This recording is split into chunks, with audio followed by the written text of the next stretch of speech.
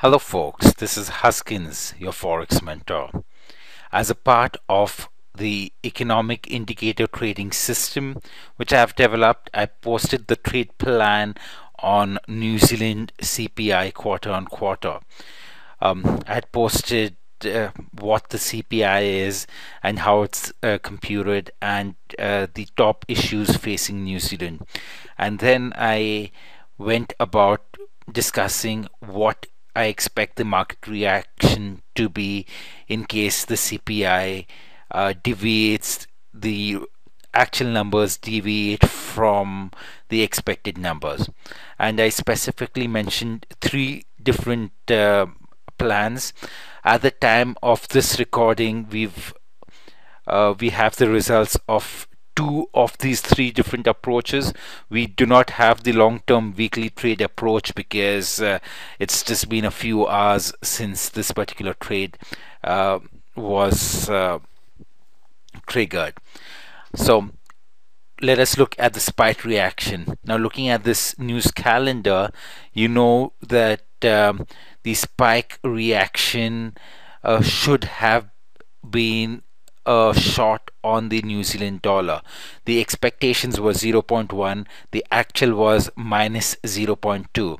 Now, according to my trade plan, we would want to sell the New Zealand dollar, buy the New Zealand versus US dollar on a higher than expected New Zealand CPI by at least 0.3. Similarly, for a sell trigger. So for a sell trigger, we'd have to get into the market at minus 0.2, and that's indeed what actually happened. Now I would like you to play a recording of the live chart while this trade was actually taking place. 2 minutes to go to New Zealand Q4 CPI data. Quarter-to-quarter consensus 0.1%, year-over-year 1.2. Recall the Q3 year-over-year CPI 0.8% was below the Reserve Bank of New Zealand's 1 to 3% target range for the first time ever. Kiwi dollar 84.15 ahead of the data.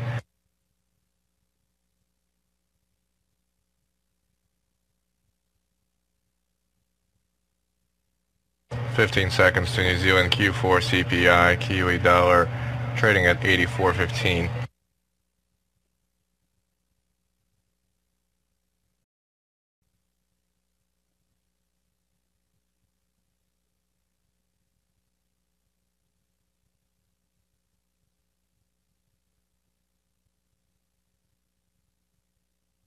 Minus 0.2% below, plus 0.1 consensus. Kiwi dollar falling below 84-cent handle, 83.85.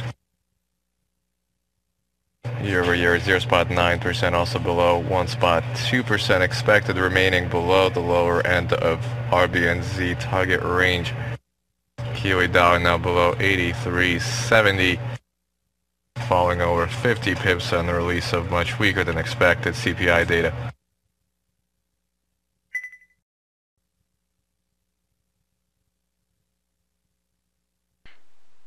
You just saw the spike trade in which you could have easily picked up 20, 30, 40 pips depending on your entry level. And now I'd like to focus in on the short-term trade. Though we would still be in this position, I think that in order to get you the video on a timely fashion so that you can internalize the education from it, I would like to show you what I mean by expected retracement of the spike reaction and a continuation of the spike direction. So we had this spike. Now the post news trade is you place you draw a Fibonacci retracement lines, and from about 50 or the 0.618% you'd want to sell it, and that's exactly what would happen. The price moves upward, it goes into the spike direction, moves upward, and then it starts going back down. So this trade also worked like a charm. There's only one trade which is pending now, and that trade is, let me pull it up, the longer term trade. Now I do not expect the spike direction to continue forever. I will be looking at a reversal of the spike movement. I want the market to basically take in all what the all this CPI information, and then come to realize that it's not such a bad thing for the New Zealand economy.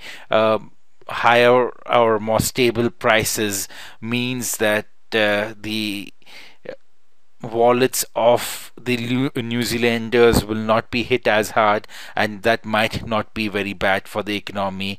And though there will not be any pressure to increase interest rates, that's not necessarily a bad thing.